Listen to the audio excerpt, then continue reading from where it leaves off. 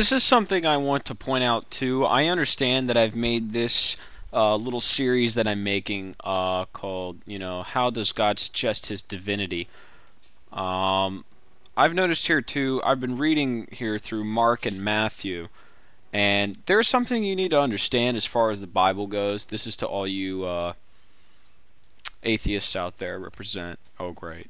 Um, no, I'm saying that I find people often switching back and forth between the Old Testament and the New Testament. There's something you need to understand. The Old Testament is the old covenant that was held between God and the Jews. And then the New Testament really concerns the new covenant held between all people of mankind and Jesus Christ and God. You need to understand that this new covenant does not pertain to the Jews. That is why oftentimes what you see often contradicts everything that Jesus says, often contradicts what Jewish law is, and that would be the Old Testament.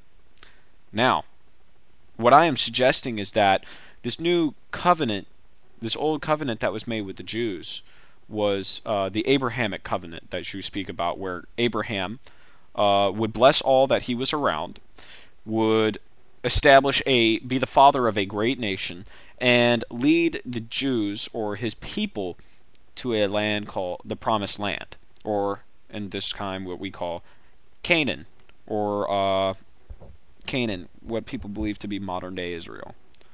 I would say right now that I look at some of these verses, and I found something here concerning divorce.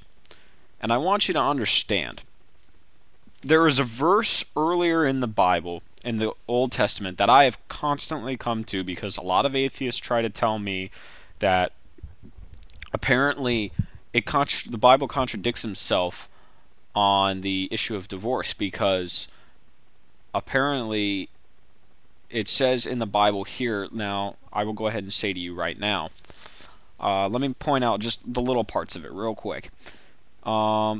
Mark chapter 10, verse 10. In the house his disciples who asked him again and about the same matter, so he said to them, Whoever divorces his wife and marries another commits adultery against her. And if a woman divorces her husband and marries another, she commits adultery. Alright, so basically, in this new covenant that Jesus is establishing with the Gentiles or the Greeks, divorce is not an option, basically. But if you look in Deuteronomy, I do not know the chapter or verse, but you will find it there.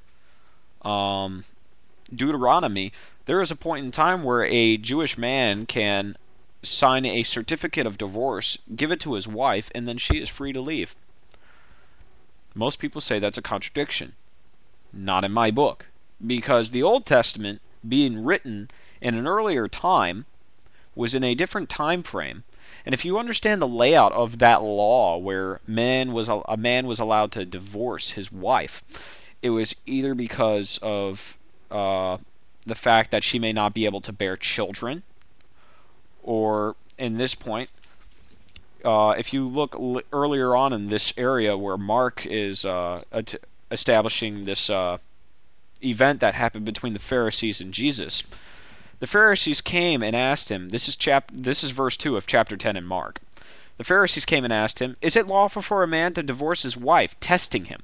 They already knew the law, and they already knew the law that was brought to them in Deuteronomy. So they were asking him, because they wanted to see as to whether or not he was really holding true to the Jewish law. And it says here, and he answered and said to them, What did Moses command you? So he already knew what the deal was. They were trying to see as to whether or not they were going to try and get him to contradict himself. And he made sure to head them off. It says, they said, And Moses permitted a man to write a certificate of divorce and to dismiss her. Now, dismissed. This is not suggesting that he didn't love her. This is not suggesting that, oh, I'm just tired of screwing her and I don't want to be with her anymore. No. Dismiss her. Usually there was a circumstance that was created where maybe she was not able to bear children, or she had eaten something unkosher according to Jewish law, the Old Covenant. the Old Testament. And Jesus answered and said to them, verse 5, because of the hardness of your heart, he wrote you this precept.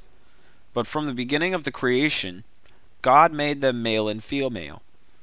For this reason a man shall leave his father and mother and be joined to his wife, and the two shall become one flesh. So then there are no longer two, but one flesh. Therefore what God has joined together, let no man separate. This is because of the hardness of those men, the Jewish people, and why it is that this law was made. It was not necessarily because this is what God willed, but it was the hardness of the heart of man. Moses wrote that law. So understand too, Moses is a man. He is not like he listened to God all the time. There is a point in time where he actually disobeys God several times, and he denies himself going into the promised land. He loses that opportunity because of his disobedience. And I gotta say, like, you know, yeah, everybody acts like that this is a contradiction. It's not. It's a different time period, different things were going on.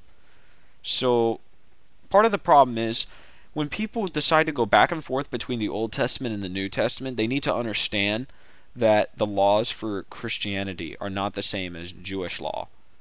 A lot of some of the things that are in Jewish law do pertain to Christianity, and it does show some of the values that Christians have. But we are not governed by the law of the Jews, because it's the Old Covenant that is held with the Jews, and the New Covenant is held with people of all different countries, like basically the Gentiles, the Romans, the Greeks during that time, but later on, all of the people here that are not Jews now. You can't go back and forth.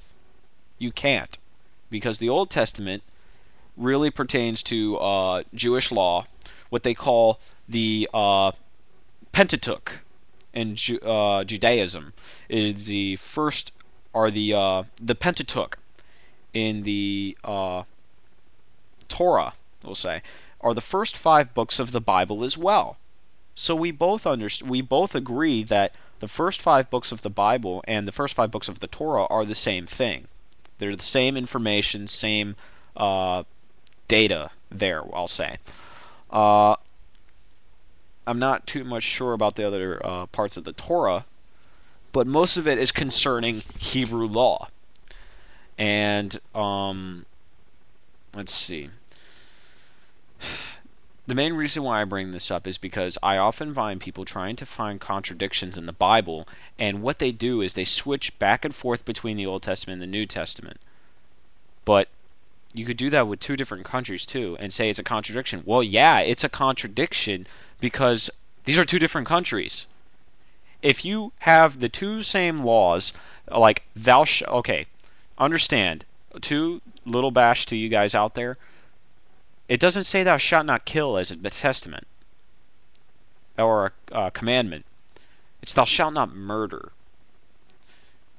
Look in the Bible. It says thou shalt not murder. Murder is the main word. Killing is not necessarily a sin concerning like issues like capital punishment, where lawfully a death of a person is lawful or needed, or for payment of, transgression.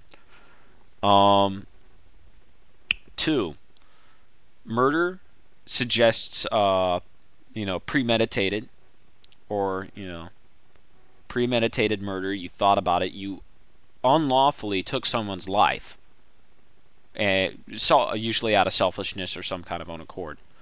Where was I getting at? I'm sorry. This thing about contradictions. If you have 2 laws in a country, one saying that you cannot divorce and then one says that you can, yes, it would be a contradiction in that one country. But if you have 2 different countries that say, with the law, one of them has, thou shalt not commit adultery, or thou will not divorce, and then another one says, thou will divorce if these things happen, then that's not a contradiction, because there's 2 different countries. That's basically what's going on. And I'm tired of people trying to say that that's a contradiction. Hopefully I'll get some feedback on this and see what some people think. And I'll probably make another video, so adios.